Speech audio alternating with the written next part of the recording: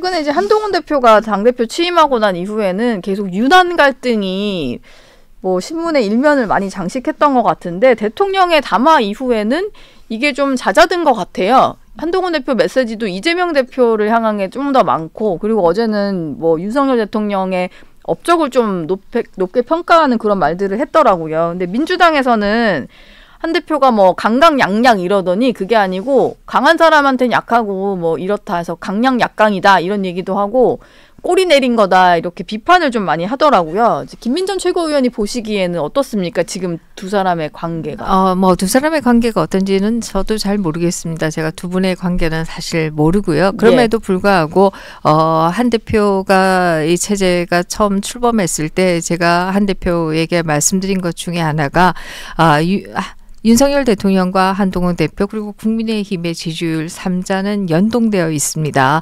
어느 한 부분만 잘해서 잘 가지는 않고 3자가 모두 잘해야 됩니다.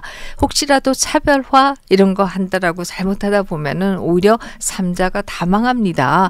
이런 말씀을 드린 바가 있고요. 네. 그 이후에 일각에서는 뭐 이것은 한동훈 대표의 워딩은 아니고 일각에서는 뭐 우호적 차별하다 이런 얘기들을 하기도 했습니다만은 네. 그러나 결과적으로 최근에 와서 어쨌든 윤석열 정부가 성공하는 거 한동훈 대표의 표현에 의하면 우리 정부가 성공하는 것이 중요하다라고 하는 워딩을 사용하시고 계시고 또 그런 말씀들을 여기저기에서 하시는 것을 보고 저는 상당히 안도했습니다. 사실 그동안에 일각에서 그런 얘기가 많습니다. 보수는 분열해서 망한다. 예. 진보는 부패해도 안 망한다. 뭐 이런 얘기들이 나오고 있는데요. 이 부분이 저희로서는 굉장히 아픈 부분이 있다. 저희가 분열했기 때문에 부패한 진보를 단죄하지 못한 부분들도 있는 것이 사실이다. 이렇게 본다라고 하면 일단은 단합이 중요하다. 물론 단합하자라는 게 무슨 범죄 행위가 있는데 그걸 숨겨주자 뭐 이런 얘기는 전혀 아닙니다. 다만 공통의 목표를 향해서 같이 나아가자라고 하는 의미이고 그런 차원에서 한 대표도 그 부분에 대해서 적극적으로 받아들이고 계신다라고 하는 점은 정말 반갑고 다행한 일이다 이렇게 생각합니다. 근데 어제 열린 최고위에서 이제 김민전 최고가 하신 말씀이 있는데 당원 게시판에 얼마 전에 윤 대통령 부부를 좀 비판했던 글이 올라왔는데 그 얘기를 하시면서 당무감사를 조속히 해야 된다 이런 얘기를 하셨어요. 근데 이게 그 작성자 이름이 또 한동훈 대표 뭐 있고 뭐 이러다 보니까 한동훈 대표 측이 올린 글이다. 이래서 좀 아니라고 하고 법적 조치하겠다. 약간 시끄러웠던 일인데 굳이 최고위에서 당무감사를 언급하시니까 이게 조금 사실 제가 그런 얘기는 안 하고 사실 내부적으로 제가 당 게시판에 대한 문제 제기는 한 바가 있습니다.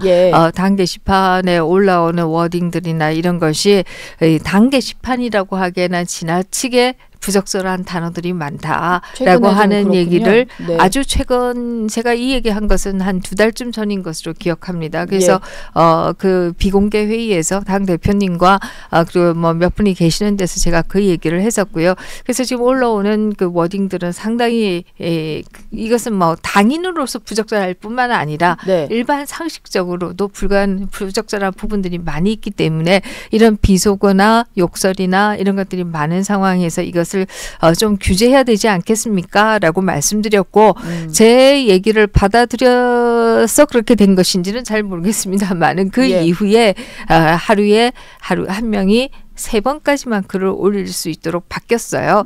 그러나 또 우리 당대표께서는 의사표현의 자유도 중요하다 이 말씀을 그 당시에 하셨어요. 제가 그 당시에 얘기할 때에도 열린우리당의 단계낭인 때문에 열린우리당이 얼마나 어려웠던가 이런 얘기들 그 당시에도 했거든요. 그래서 열린우리당이 한때 그 게시판을 폐쇄한 적도 있습니다. 뭐 이런 얘기를 올렸고 그러나 또 의사표현의 자유도 중요하다 이런 말씀을 하시더라고요. 그래 어쨌든 그 이후로 정책이 바뀌어서 1인당 3번까지만 글을 쓸 수 있도록 바뀌었어요. 그러나 그리고 나서도 여러 가지 부적절한 용어들이 계속해서 있었던 것도 사실이고 특히 이제 글을 써도 그냥 지워집니다. 이런 하소연을 하시는 분들이 많으시더라고요. 그래서 이게 뭔가 좀 부적절하게 잘 관리가 안 되고 있구나 이런 생각을 했고 자기 글이 자꾸 지워져서 전화를 해도 전화도 안 받는다 뭐 이런 얘기를 하시는 분도 있어서 그래서 이런 부분에 대해서 우리가 좀 다 같이 고민을 하고 어떻게 그 무엇이 잘못되었기에 그렇게 된 것인지에 대한 감사가 필요하다 이렇게 말씀드린 것이죠. 게시판이 좀 예전과 달리 좀 혼탁해지는 상황, 이건 좀 감사가 필요하다 이런 말씀이셨고요.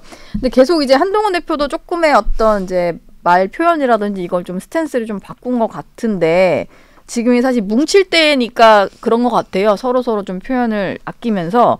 근데 당사 앞이나 뭐 이런 데에서 보면은 한동훈 대표 퇴진하라는 집회는 계속 열리고 있는 것 같거든요. 요것도 네. 조금 이제 뭉쳐야 될 시기에는 부담되는 상황 아닌가 싶어요. 네, 사실 이제 초반에 뭐 한동훈 대표가 차별화를 하는 것이 결과적으로 보수에게 도움이 안 된다라고 보시는 분들이 아마 그런 시위들을 하고 계시는 것이 아닌가 이런 생각을 하게 되고요. 저는 그런 시위가 좀 무뎌지게 하는 방법 중에 하나가 바로 게시판에 대한 당무 감사를 하는 것이다 이렇게 생각합니다. 지금 앞에서도 말씀하셨지만 그 시위하시는 분들이 내세우고 있는 것 중에 하나가 이 게시판의 글을 한동훈 대표와 동명이인들 그리고 한동훈 대표의 가족들이 대거 쓴 거 아니냐. 물론 동명이인입니다. 가족과 같은 이름이란 뜻이지 가족이 썼다는 얘기는 아니에요. 네. 뭐 이런 주장들이 계속해서 나오고 있기 때문에 이런 부분들에 있어서는 아주 간단하게 보여줄 수 있는 거 아니겠습니까? 그 한동훈의 물론 뭐 주민번호 전체를 보여줄 필요는 없겠지만 주민번호의 몇 자리만 보여줘도 이것이 우리 한동훈 대표는 아니다라고 하는 걸 보여주는 방법이기 때문에 저는 그런 식으로 해서 좀 이걸 빨리 진화를 할 필요가 있다. 그 진화라고 하는 것은 빨리 진상을 규명해서 한동훈 대표에 대해서 음해하는 사람이 있어서는 안 되겠다라고 하는 걸 보여주는 게 저는 중요하지 않을까 이렇게 생각합니다.